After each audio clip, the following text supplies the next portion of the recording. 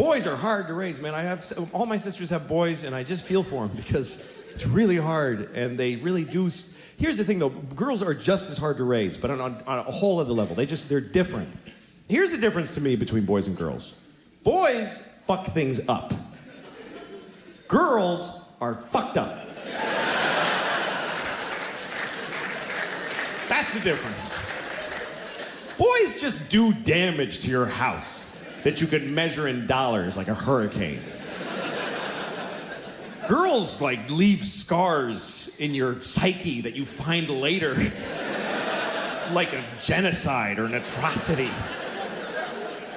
Like, my sister-in-law came over once with her little boy. He's like 4 years old, and she comes over, and she's been with him all day, so she's in bad shape. She's got a drink, and she's like, I can't do it. I can't do it anymore. And I put like an army blanket around her, trying to calm her down. And then her little boy walks up to her. He's got a handful of sand. I don't know where he got it. There's no sand in my home. He's got a handful of it. Walks up to his mom and just throws it right in her drink.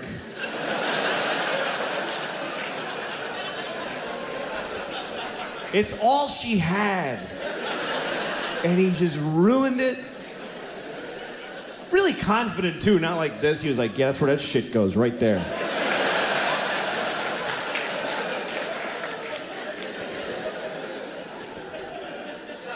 And I was blown away by this because I have girls, they would never dream of doing that. It wouldn't even enter their heads that a person could do that. But they're fucked up.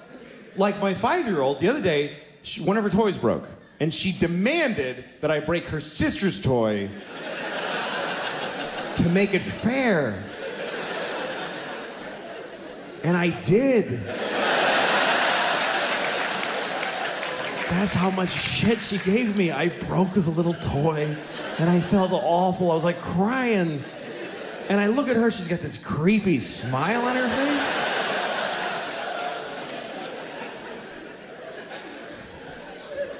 That's the difference between boys and girls. And it becomes the difference between men and women, really.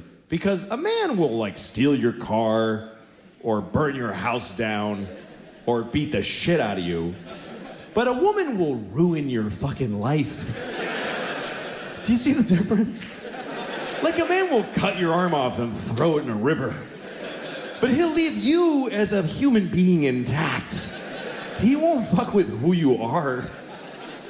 Women are non-violent, but they will shit inside of your heart.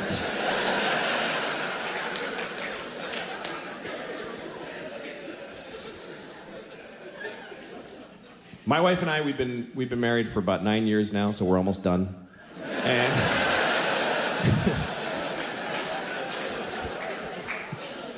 after 9 years and 2 kids, you start looking at each other like, no, this no, I'm not gonna just keep doing this. Who would do that? We went to therapy for a while, and the therapist was like, one day he goes, you should go on a date. And I'm like, fuck you, I'm not going. I did go on a date with my wife, and I don't think I'm gonna call her again. It wasn't really fun.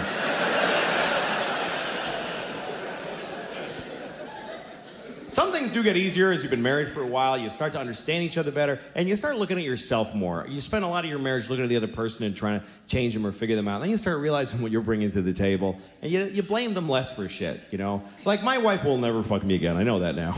But I just feel differently about it. I used to get mad. I used to be like, she hasn't fucked me in months. How could she do that to me? Now I look at myself, and I'm like, how did she fuck me for years?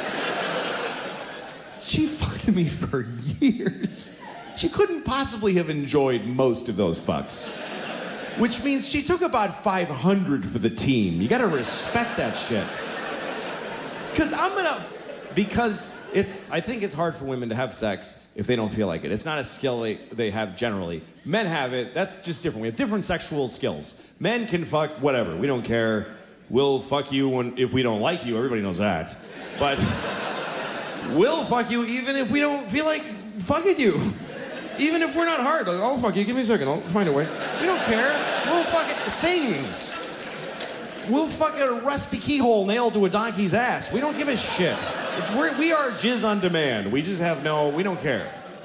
Women have another skill, which is that they can decide whether or not to have sex with their minds, which is amazing to me. A woman can decide not to fuck in the middle of fucking. That is so weird to me that they can just stop because of some other shit that distracted them. If I'm fucking you, you could show me a picture of you cutting my mom's head off. And I'll be like, whoa.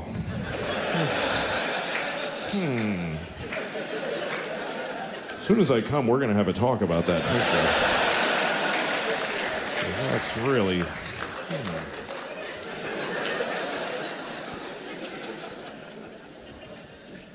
Because I need to come. I need to.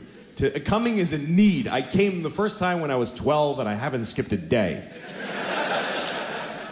I come every day. And I've fucked maybe 20 times in my life, so it's just been me doing most of the work.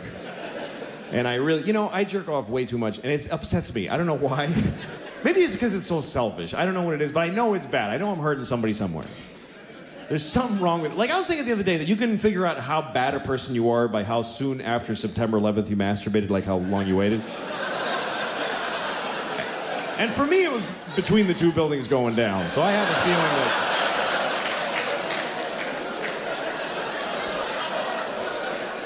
I had to do it. I had to, otherwise they win. That's the way I was looking at it at the time. It was a strange time for all of us. And I know you all waited a whole week because you're awesome, but I just couldn't do it. A boner's a boner. It's got to go. Something's got to happen. Boners just, they ruin everything. And I really hate boners. I hate every one I've ever had. I remember the first time I was 9. That's the worst thing about a little boy's life is that you start getting boners when you're 9 and you don't come for 3 fucking years. It's 3 years of just vicious little boners. They don't go away. You just pass out moaning in a ditch somewhere. And you wake up, you're still hard. It's awful. If you ever see a 9-year-old boy on the street, just give him $20 because he's very unhappy. Or suck his dick, however you feel like you can help him out.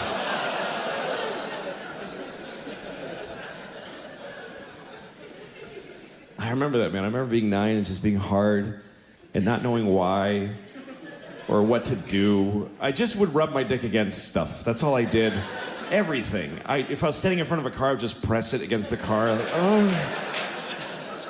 It's warm from the sun. It's good. I used to run home from school after school so I could fuck my whole house, basically. I would just fuck the house. I'd fuck the walls and the floor. If you have a 9-year-old at home, he's fucking your house right now. Because that's what we do. We had a corduroy couch. That couch was my bitch. I fucked it all day. Just humping with no results. Just frustrated. I used to do weird things with my dick, too. Like, I'd close it in the refrigerator door. I don't know why. I just liked the pressure. I liked that one side was metal and the other was that accordion, like rubber with a magnet in it. The cold air on my balls. It's good. It's good. I don't know why. It's good.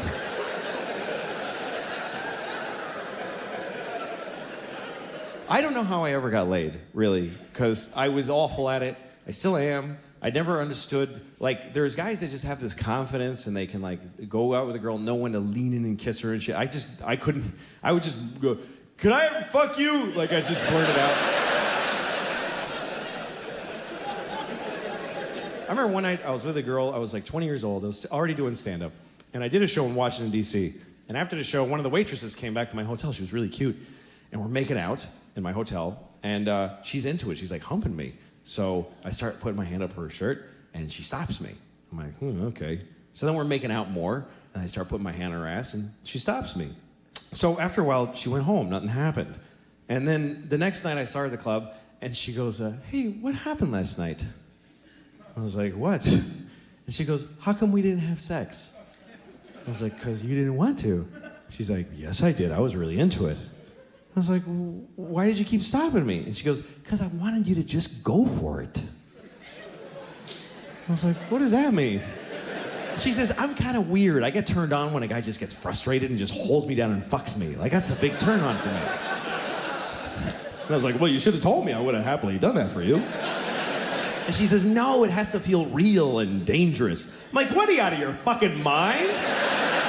You think I'm just gonna rape you on the off chance that hopefully you're into that shit?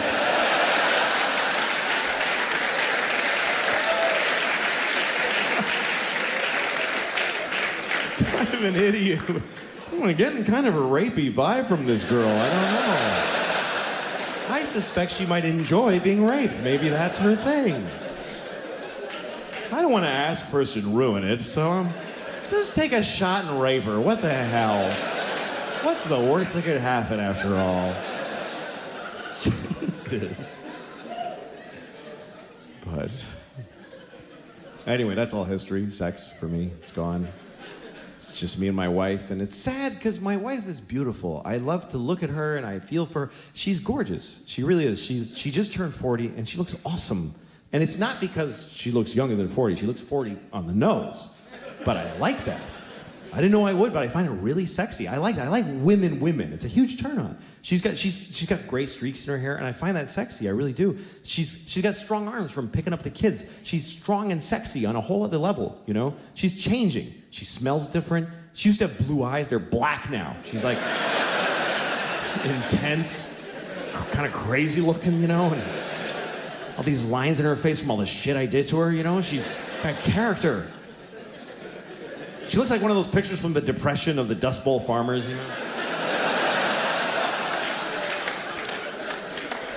She's intense. I like it. It turns me on. That's what I like now. I like women, you know? Girls, I'm done. Long time ago. 22-year-old girls, God bless you. Go do a shot. Whatever the fuck you do with your time. Woo! That's not me anymore. I like women. And I know that that's offensive to 22-year-old girls. You're like, I'm a woman. I'm 22. I'm totally a woman. I study women's issues and I'm a woman. Not to me, sorry. To me, you're not a woman until you had a couple of kids and your life is in the toilet. That's really when you become a woman, is when people come out of your vagina and step on your dreams. If you're still standing after that shit, you are a woman. If you're still going to clubs and you have a ponytail, a little dress, and you're standing outside of a club waiting to get in, it's 2 degrees, you got no jacket, a little dress, it's gonna be great in there. You're a girl. I want to give you a sweater and a ride home. I don't want to fuck you. I'll jerk off to you, but I don't want to fuck you and get involved with a girl. I do want to fuck you, but you won't fuck me, so fuck you anyway. But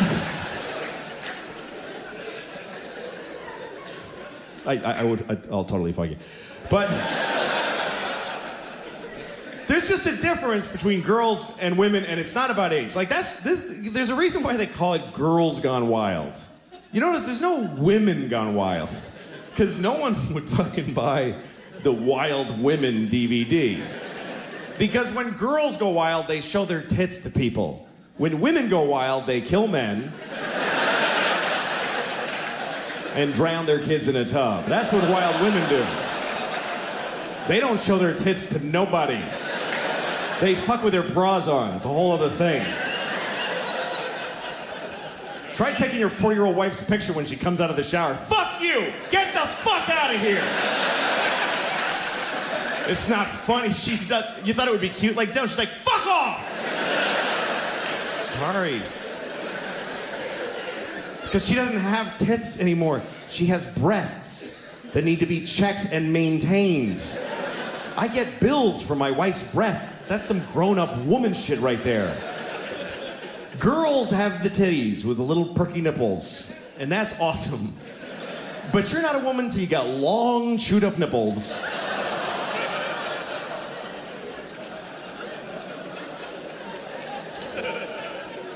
And you're not a man till you suck one of those fucking things either, by the way. Thank you very much, folks. I hope you had a good time. Thank you. Good night.